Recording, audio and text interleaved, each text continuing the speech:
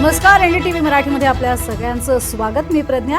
दुपारचा 1 वाजतोय आणि आता पाहणार आहोत अर्थातच दिवसभरातल्या सगळ्या महत्त्वाच्या घडामोडी. मात्र त्याआधी एक नजर टाकूयात आत्ताच्या हेडलाईन्स.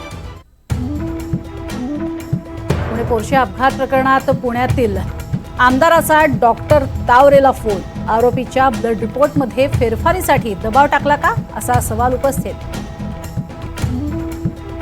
शरद पवारांचा अल्पसंख्याक समाजात दुरावा निर्माण करण्याचा प्रयत्न, धर्म समाजात गल्लत निर्माण करण्याचा प्रयत्न. राष्ट्रवादीच्या बैठकीत सुनील तटकरेंचं नाव न घेता शरद पवारांवर आरोप. प्रफुल्ल पटेलांच्या राज्यसभा जागेसाठी निवडणूक जाहीर. 25 जूनला मतदान आणि मतमोजणी. 13 जूनला अर्ज दाखल करण्याची शेवटची तारीख. सोनिया दुहान अजित पवारांच्या राष्ट्रवादी पक्षात प्रवेश करणार. सोनिया दुहान राष्ट्रवादी काँग्रेस पक्षाच्या बैठकीसाठी हजर.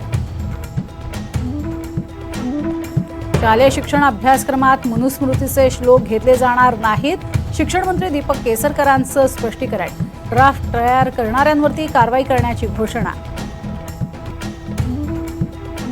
रेमल वादळ पश्चिम बंगालमध्ये धडकलं. 1 लाख लोकांचं सुरक्षित स्थळी स्थलांतर. कोलकाता अलर्टवर. पापुआ न्यू गिनियात दरड कोसळून 670 जणांचा मृत्यू. आकडा आणखी वाढण्याची भीती. ढिगाऱ्याखाली गाव गाडलं गेल्याची माहिती. मालेगावमध्ये माजी महापौरावरती गोळीबार. अब्दुल मलिक युनिस इसा हल्ल्यात गंभीर जखमी. मुंबईकरांना उष्णतेपासून दिलासा मिळणार. मुंबईमध्ये सकाळपासूनच ढगाळ वातावरण.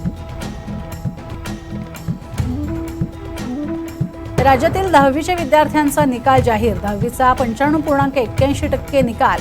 कोकणचा सर्वात जास्त, नागपूरचा सर्वात कमी निकाल. यंदाही निकालात मुलींची बाजी.